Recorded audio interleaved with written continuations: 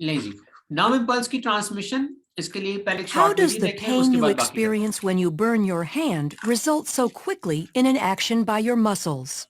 Many animals respond to environmental stimuli using specialized cells called neurons. A stimulus is detected by sensory receptors, and the body responds through motor effectors. These cells working together allow you to respond very quickly to threats. When you touch something hot, heat receptors of a sensory neuron detect the stimuli and send the information of heat to an interneuron in your central nervous system.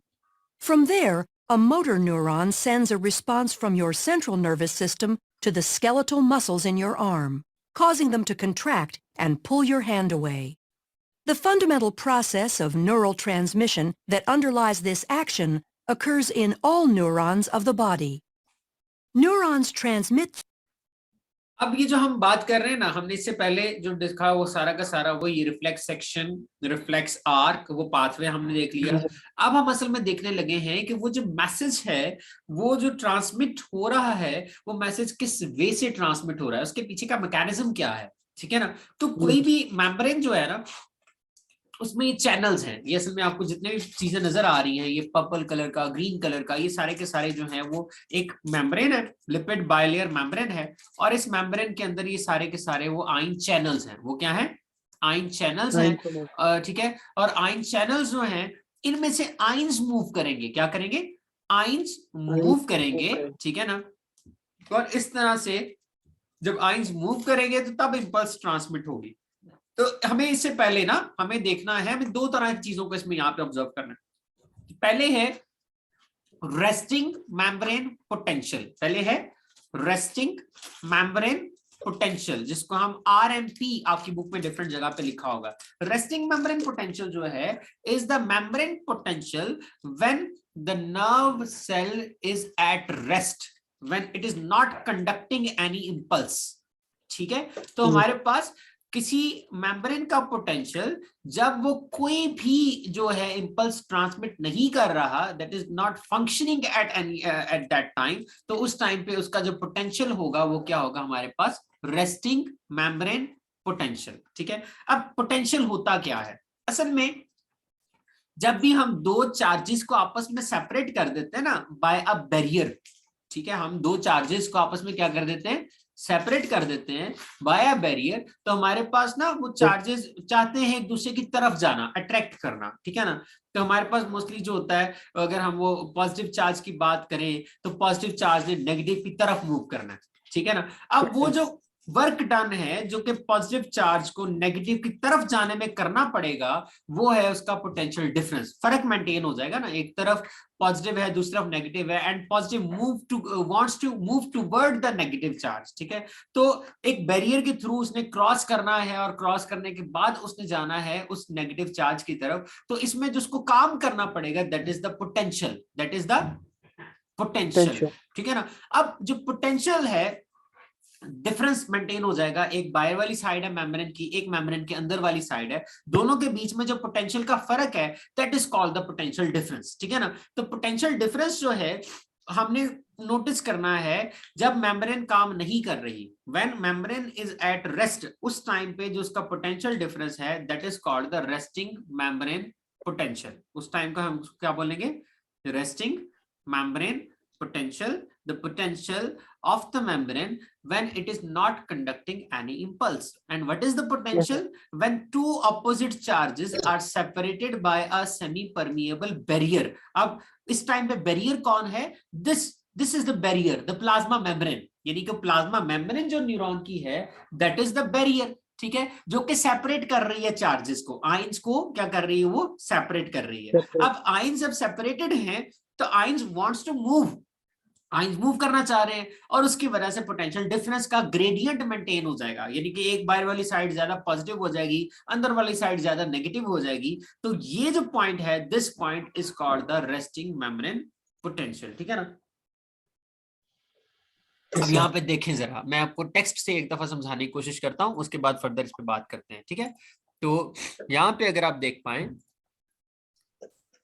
ये देखें जरा, इसमें देखें, हमारे पास उसने कहा है कि नर्व इम्पल्स क्या है? Nerve impulse is the information और signal about a stimulus that is transmitted from the receptor to the central nervous system and from central nervous system to the effector. वो सिग्नल जो है, that signal is the nerve impulse, ठीक है ना, that is transmitting between different type of neurons, ठीक है।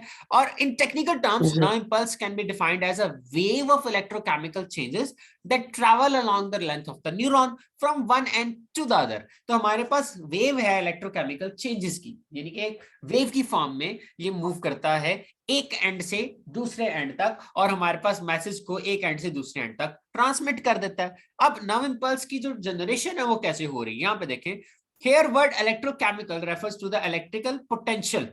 अब देखें क्या है इलेक्ट्रिक पोटेंशियल को डिफाइन कैसे कर रहा है, a capacity to do electrical work, ठीक है, that exist on neuron membrane. तो मैं भी आपको ये बता रहा था कि हमारे पास जो कैपेसिटी है ना किसी चार्ज की किसी दूसरे चार्ज की तरफ मूव करने की कैपेसिटी जो है, जो काम उसको करना पड़ेगा, जो उसको मूव करना पड़ेगा, उसको हम क्या बोल रहे हैं, उसकी इलेक्ट्रिक पोटेंशियल, ठीक है ना। और इस केस में हमारे पास जो न्यूरॉन की मेम्ब्रेन है वहां पे इलेक्ट्रिक पोटेंशियल एग्जिस्ट करता है, ठीक है ना। और वो जो इलेक्ट्रिक पोटेंशियल है उसकी वैल्यू वेरी करती है।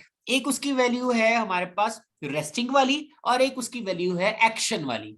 एक्शन वाली कब, जब वो इंपल्स ट्रांसमिट कर रहा है, और रेस्टिंग वाली कब, जब वो इंपल्स ट्रांसमिट नहीं कर रहा। जब नहीं कर रहा तब जो पोटेंशियल है that is resting membrane potential, और जब वो ट्रांसमिट कर रहा है at that time the membrane potential would be active membrane potential और द एक्शन पोटेंशियल, ठीक है ना, दोनों तरह के नाम यूज कर सकते हैं। अब रेस्टिंग मेम्ब्रेन पोटेंशियल क्या है, ठीक है ना। अब उसने कहा कि it is characterized by more positive outer surface of the neuron membrane than inner surface. अब हम दो चीजों को कंपेयर कर रहे हैं। हम कह रहे हैं कि we have a nerve cell और the neuron and we are comparing the potential difference between the outer side and the inner side, ठीक है ना। The outer side is more positive and the inner side is more negative as compare to the outer side, ठीक है ना। हम कह रहे हैं कि जो न्यूरॉन की आउटर साइड है that is more positive and the inner side is more negative, ठीक है। अब इस स्टेज को हम पोलराइज्ड स्टेट कहते हैं। इट मींस कि two poles are developed, an outer positive pole and the inner negative pole, दो पोल्स डेवलप हो गए। और इस टाइम पे न्यूरॉन को हम क्या बोल रहे हैं, neuron is supposed to be at rest। This means that there is an unequal distribution of ions on the two sides of the nerve cell membrane। यानी कि नर्व सेल के मेम्ब्रेन जो है वहां पे आयंस की डिस्ट्रीब्यूशन अनइक्वल है, ठीक है। कुछ आयंस जो है वो बाहर वाली साइड पे पॉजिटिव वाले ज्यादा हैं, अंदर वाली साइड पे कुछ नेगेटिव आयंस ज्यादा है, ठीक है ना। अब इस पोटेंशियल की वैल्यू कितनी है, इस पोटेंशियल की वैल्यू है measures about 70 millivolts with the inside of the membrane negative with respect to the outside। So the resting membrane potential is expressed as minus 70 millivolts। ये वैल्यू आपने याद रखनी है, this is important for the multiple choice point of view, ठीक है ना। and the minus means that the inside is negative relative to the outside। अब देखें हम पूछ सकते हैं कि why the value of resting membrane potential is expressed as negative, ठीक है। तो आप बताएंगे the value is expressed as negative value as the inner side is more negative as compared to the outer side, ठीक है ना। और इस मेम्ब्रेन को पोटेंशियल को हम क्या बोलते हैं, resting membrane potential, because it occurs when a membrane is not being stimulated और कंडक्टिंग इंपल्सेस, ठीक है। तो ये उस टाइम पे है जब मेम्ब्रेन जो है कोई इंपल्स ट्रांसमिट नहीं कर रही। अब which are the factors that help to establish the resting membrane potential, ठीक है। अब फैक्टर्स हमने देखने हैं, ये बड़ा इंपॉर्टेंट लॉन्ग क्वेश्चन है, ठीक है, कि कौन कौन से फैक्टर्स हैं that are involved for establishing the resting membrane potential, ठीक है। तो यहाँ पे देखें, पहली बात तो आपने देखनी है यहाँ पे दो टाइप के आयंस की हमने जिक्र करना है, एक है सोडियम आयंस और एक है पोटेशियम आयंस। कौन से आयंस हैं, सोडियम आयंस और पोटेशियम आयंस। अब सोचने की बात तो ये है कि both type of ions are unique positive ions, यानी कि दोनों के दोनों जो हैं वो यूनिक पॉजिटिव आयंस हैं। इनके यानी कि एक एक इलेक्ट्रॉन इनसे निकला हुआ है, एक एक इलेक्ट्रॉन इन्होंने लॉस किया हुआ है, और एक एक इलेक्ट्रॉन लॉस करने की वजह से इन पे +1 चार्ज है दोनों पे, ठीक है। ठीक है। अब फर्क क्या आ रहा है कि हमारे पास ना एक चार्ज जो है, अब डिस्ट्रीब्यूशन असल में इन दोनों की वजह से सारा मसला बन रहा है। जो इसकी आउटर साइड है ना, ठीक है, अब यहाँ पे देखें concentration of potassium ion is 30 times greater in the fluid inside the cell than outside the concentration of the sodium ions. मैं आपको इसको बोर्ड पे समझाने की कोशिश करता हूँ, रुको जरा। व्हाइट बोर्ड ये ले। अच्छा, हमारे पास ना चीजें हैं, ये एक मेम्ब्रेन है और हमारे पास ये मेम्ब्रेन की आउटसाइड और ये मेम्ब्रेन की इनसाइड। आप इसके लिए लिख लेते हैं साथ आउटसाइड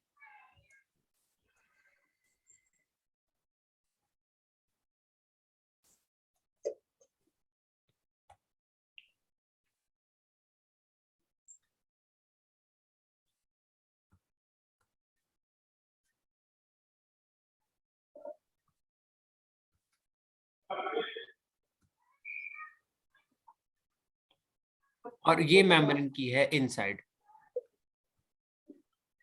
आप ट्यूब की तरह से इसको अंडरस्टैंड कर सकते हैं।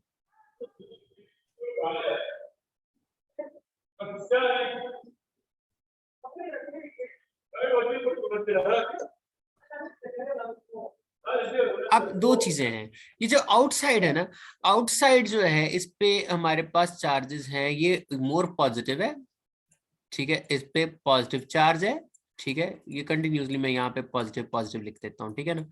और जो इनर साइड है दैट इज मोर नेगेटिव,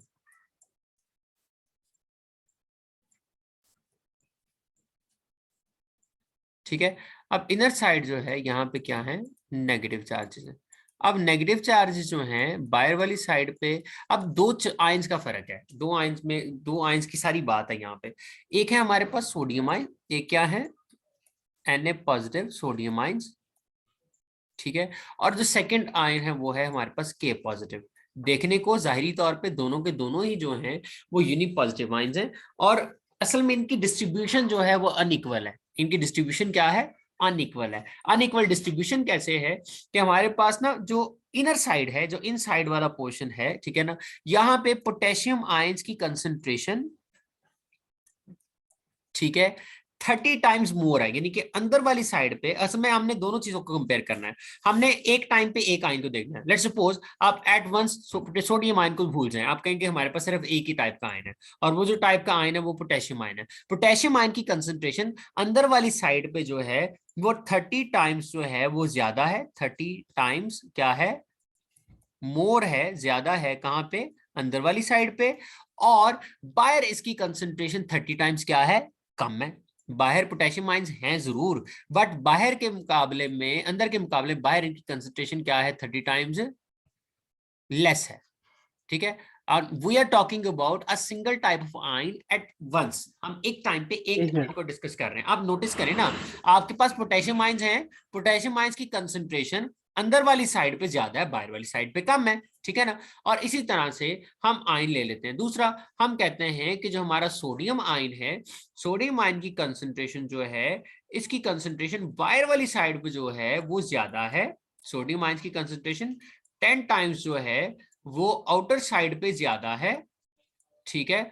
और इन साइड में इसकी कंसेंट्रेशन क्या है, 10 टाइम्स,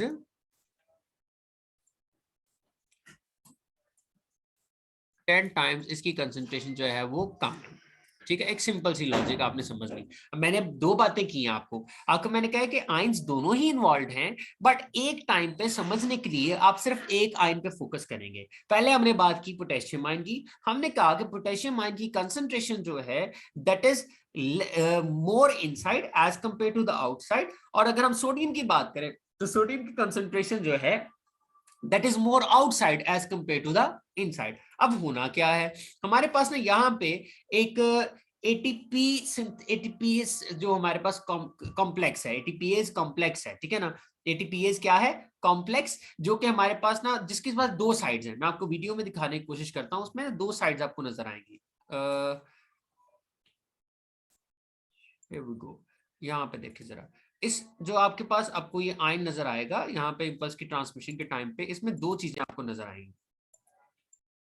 ये देखें, ये नजर आ रहा है आपको, ये जो यूनिट है इसमें क्या है कि इसमें ना दो साइड्स हैं। दो साइड्स कैसे हैं, एक तो ये हमारे पास एक्टिव ट्रांसपोर्ट करेगा। एक्टिव ट्रांसपोर्ट का मतलब क्या है कि हमारे पास, हमने भी बात की, हमने कहा जो सोडियम आयन है उनकी कंसंट्रेशन बाहर क्या है, ज्यादा है, अंदर कम है। ठीक है। तो दिस चैनल, ठीक है ना, ये जो एटीपीएस कॉम्प्लेक्स है ये क्या करेगा, एटीपी को यूटिलाइज करेगा और एटीपी को यूटिलाइज करके ये सोडियम आयन को बाहर भेजेगा।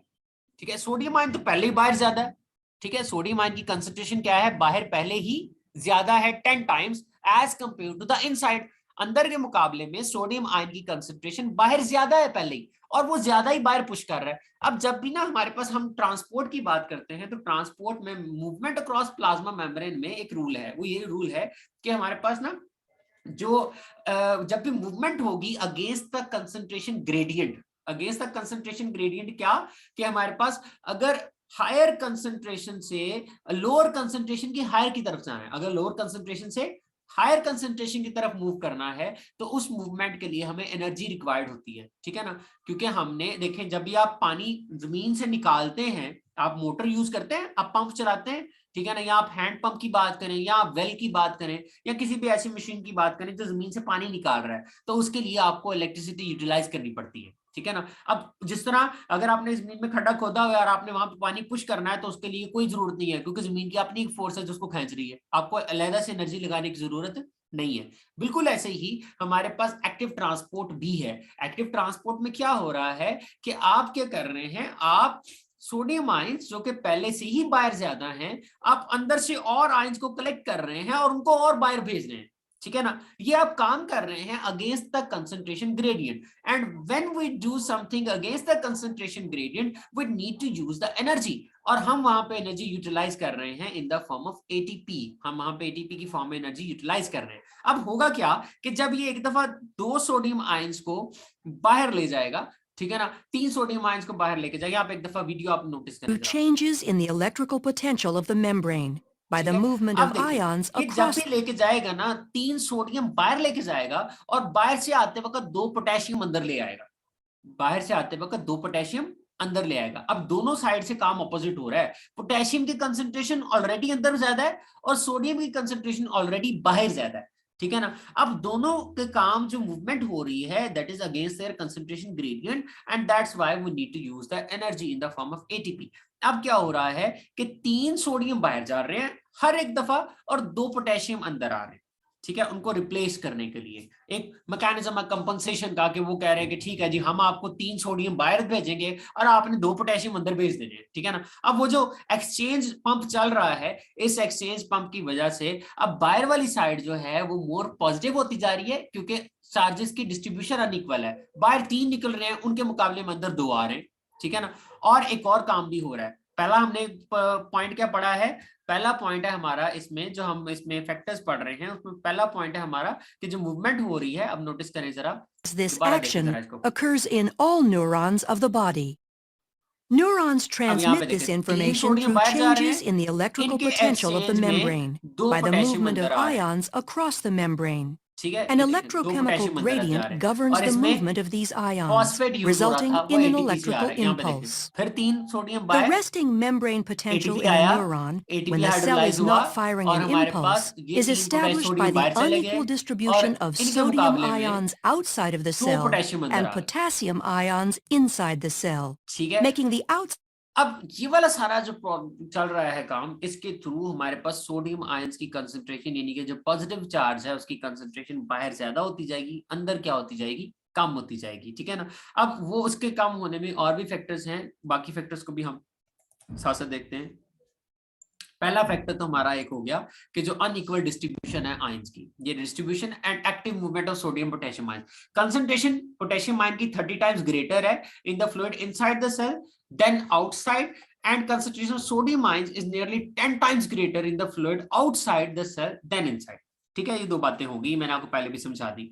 These ions are continuously move against their concentration gradient through sodium potassium pumps by the expenditure of energy। अभी वीडियो में हमने देखा कि वहां पे एटीपी जो है वो हाइड्रोलाइज हो रहा है, और जब भी एक एटीपी हाइड्रोलाइज हो रहा है उसकी वजह से 3 सोडियम बाहर जा रहे हैं और उनके मुकाबले में 2 पोटेशियम अंदर आ रहे हैं। एक्सचेंज पंप है ये, ठीक है। For every 2 potassium ions that are actively transported inward 3 sodium ions are pumped out. वही बात हो गई. So inside become more negative than the outside of the neuron membrane. और फैक्टर भी इसमें इन्वॉल्व है. Negative organic ions. अब देखें जो मेम्ब्रेन की अंदर वाली साइड है ना, उसके अंदर कुछ नेगेटिव प्रोटीन्स हैं, ठीक है ना, कुछ नेगेटिव आयंस हैं. अब नेगेटिव आयंस का मसला ये है कि नेगेटिव आयंस साइज में बड़े होते हैं और वो जो है ना वो मेम्ब्रेन को छोड़ के जा नहीं सकते, मूवमेंट उनकी हो नहीं सकती, ठीक है ना. तो इस वजह से वो कन्फाइंड है उसी मेम्ब्रेन के अंदर, मेम्ब्रेन से बाहर अंदर मूव नहीं कर सकते, जिसकी वजह से जब भी हमारे पास आयंस पॉजिटिव वाले बाहर मूव करेंगे तो अंदर वाली साइड को ज्यादा नेगेटिव छोड़ जाएंगे, बिकॉज वहां पे चार्जेस की डिस्ट्रीब्यूशन जो है वो अनइक्वल हो गई है, ठीक है. तो यहाँ पे many types of organic compounds in the neuron cytoplasm that also have negative charges. ये जो आयंस हैं इंक्लूड कुछ अमीनो एसिड्स हो सकते हैं, प्रोटीन्स हो सकती हैं, आरएनएस हो सकते हैं, और ये सारी चीजों की प्रेजेंस जो है न्यूरॉन के साइटोप्लाज्म में अंदर वाली साइड को ज्यादा नेगेटिव कर देती है. अब एक और काम भी हो रहा है, वो ना जो हमारे पास पोटेशियम आयंस हमने अंदर भेजे थे, हमने कहा था ठीक है आप एक्सचेंज कर लो, हमें 3 पोटेशियम सोडियम बाहर दे दो और 2 पोटेशियम अंदर ले लो. हमने ना एक और बैग पे चोर दरवाजा रखा हुआ था, उस चोर दरवाजे से हम लोग पोटेशियम आयंस जो अंदर भेज रहे थे उनको दोबारा लीक करवा रहे थे बाहर. नहीं के अभी आपने एक्सचेंज पंप मैकेनिज्म देखा ना, वहां पे क्या हो रहा है कि वहां पे 3 पोटेशियम जो हैं वो 3 सोडियम बाहर आ रहे हैं और उनके एक्सचेंज में हम 2 पोटेशियम अंदर भेज रहे हैं. अब वो तो हमने एक चक्कर तो दे दिया, हम क्या कर रहे हैं असल में एक और लीकिंग पंप है, लीकिंग चैनल है, उस लीकिंग चैनल के थ्रू जितने के हम पोटेशियम अंदर भेज रहे हैं उनको दोबारा वापस लेके जाते जा रहे हैं, ठीक है ना. अब हम धोखा तो दे रहे हैं कि एक साइड से हम लोग उनको कह रहे हैं ठीक है एक्सचेंज कर लो, 3 सोडियम हमें तो हमसे 2 पोटेशियम ले लो. अब वो जो 2 पोटेशियम हमको दे रहे हैं ना उनको हम पिछले डोर से फिर वापस बुला लेते हैं, जिसकी वजह से बाहर वाली साइड जो है that is more positive as compare to the inside. यहाँ पे देखें ये गेट्स हैं, potassium ions leak continuously through leaky potassium gates. This also makes more positive outside of the neuron than the inside. Overall, these are there are more positive charges on the outside than on the inside, और इसको हम resting membrane potential कहते हैं. This potential will be maintained until the membrane is disturbed or stimulated by a sufficiently strong stimulus. उसको हम threshold stimulus कहते हैं. कल आपको याद होगा मैंने आपको stimulus की definition लिखते वक्त ये बात बताई थी, ठीक है ना, कि हमारे पास any environmental change of threshold value, ठीक है, then action potential will be produced. तो हमारे पास फिर action potential produce होगा. आज के लिए मेरे ख्याल से इतना काफी है, बाकी इसकी बाद में बात करेंगे, ठीक है ना.